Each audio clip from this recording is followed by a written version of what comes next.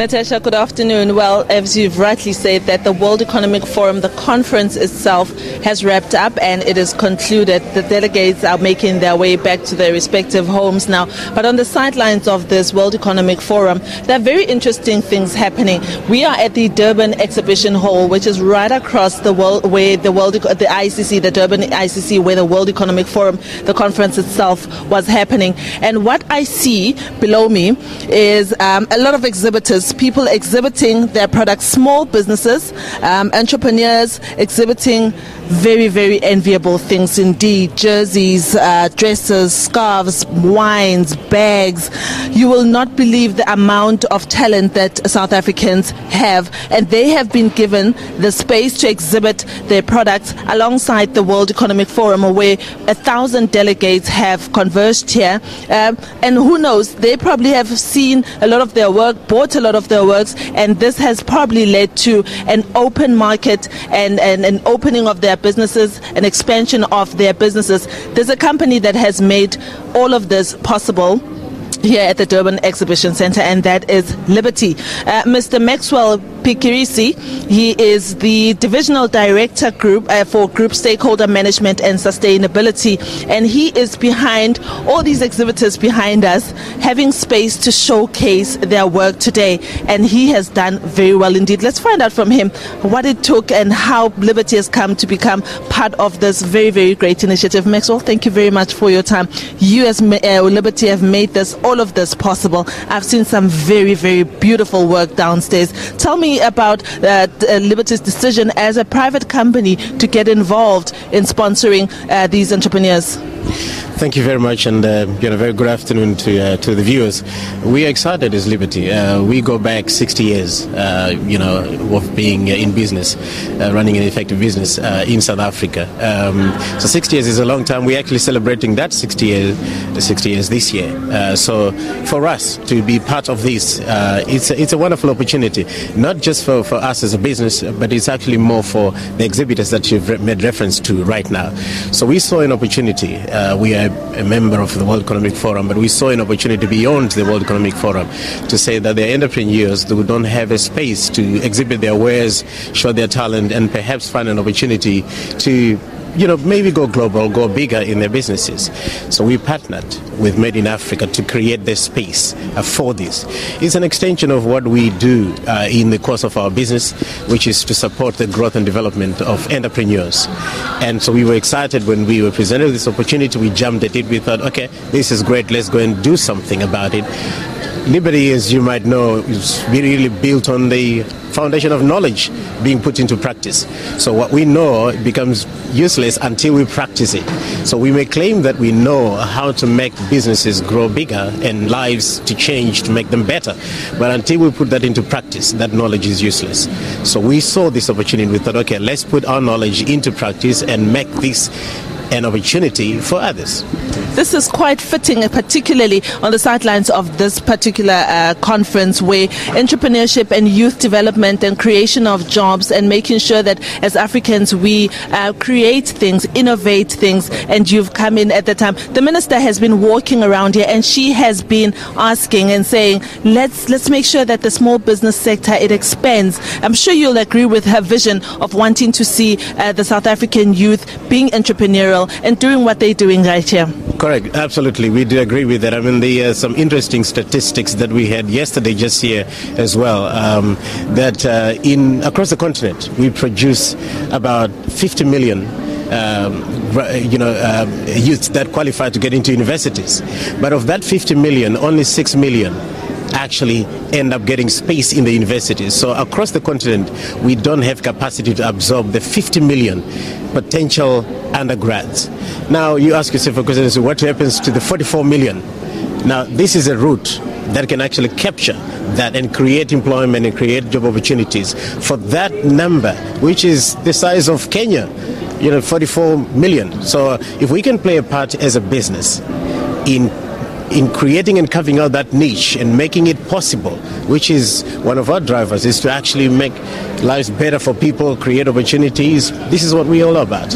Maxwell, I'm curious about the sustainability of small businesses. It is said that 1 in 3 businesses goes down under because of the red tape, because of lack of financial support from the private sector. Do you also offer that? And what do you make of the red tape that a lot of entrepreneurs have to contend with? Not many of them will be actually able to get to this level where they're able to showcase their stuff like this. Fantastic. I'm glad you mentioned you went that route, because we have a program that we call the Blue Skies program. What that is that it is an opportunity that we present to business operators, small business operators. So we incubate, we take on board some of our suppliers, present and also future, the potential ones. We bring them together. We've been doing that for the last 2 years. We've invested over 100 million rand in that program alone. So by incubation, it means we train. And as I said earlier, knowledge is a bedrock of everything. So we make sure that these small, medium enterprise operators are knowledgeable in running their businesses, which helps them to run sustainable businesses into the future. So we coach, we mentor, we do all of that. We offer that support. So beyond what people know Liberty to be as a financial services provider, this is what we do also in the background. There's also the issue of gender and making sure that we promote female-led businesses. How many of the businesses that you support are female-led? Well, I can't give you a number right now, but I mean, if you just look at what is in here, I think largely the exhibitors that are here, a good percentage of that is actually women-led. You find very few men that are on the floor right now. So we are also sensitive from a gender perspective, and everything else, we make sure that our support also goes to support what the government is trying to do from a national development perspective. So if it's women empowerment or the youth for that matter, we also play in that space big time. So I'm glad you raised it, because that's what Liberty is all about.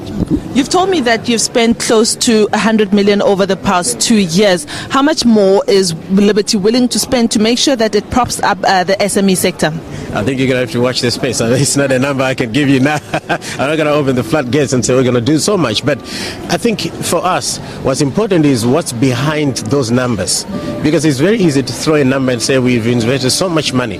But actually, you need to get to how tangible is it? What difference have you made? That's the thing that drives us. We want to make a real difference in people's lives. So in businesses, the same thread goes. Let's make a tangible, real business. So we may have invested 100 million, but if you quantify that from a value perspective, it's probably much more than that. And that's what we look at.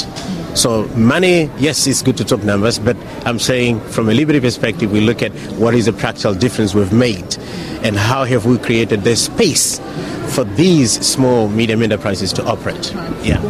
When the president was doing his walkabout around here, I think we saw that a lot of the entrepreneurs here have homegrown things. So very little is imported that goes into their products. That is a good indication of advancing proudly South Africa. And it probably told the people who are attending the World Economic Forum that we take pride in our brand and in our resources. It must make you happy as Liberty to know that we use homegrown things. I've been looking at hair care range, crocodile skin purses and so forth. How important is it for South Africa to make sure that we use our own things to create products?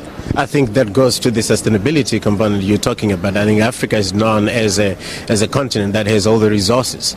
But sadly, I think, economists will tell you that a bulk of what we produce goes outside, get processed, comes back in here, we buy it, inflated prices, etc. Now, obviously, it's important. I mean, we are a South African born-bred organization, institution, started in 57 from scratch, basically. So it excites us when we see locally produced products beginning to make way into the external markets, and we want to be behind some of that movement where we see our own products here making waves that side. It's not to say we don't import, But on a much more smaller scale. Yes, and of course, obviously where we can be deliberate in terms of supporting those initiatives to create a platform. I mean, there's some young ladies here doing some things that are no longer just local, they go over. We had a gentleman here, I think his name is Mr. Sam Mensah Jr., who is into fashion and design, and he dresses the likes of Beyonce, for example, but he's local, he's African, okay, and he's doing a lot of these wonderful things. One thing thing I must mention before we close off is, in our malls, for example, I mean, we establish malls. It is also about a space where perhaps some of these will end up occupy. Mr. Maxwell Birikisi, thank you so much. Maxwell Birikisi is the Divisional Director for Group Stakeholder Management and Sustainability at Liberty. They have made possible the space for many entrepreneurs down where we are sitting, who have been able to showcase very, very beautiful stuff indeed. And it's nice to see the private sector coming on board and making sure that the SME sector thrives. We do know that, of course, it's one of our prerogatives, and the most important thing is that we want to grow the SME sector so that it absorbs more people into the job market, and to also showcase our stuff outside of South Africa and into the rest of the world. Well, from the World Economic Forum in Durban, this is it from us. It's been a pleasure broadcasting from here, the program inside the World Economic Forum, and even here at the Durban Exhibition Center. And Natasha, it's back to you in the studio.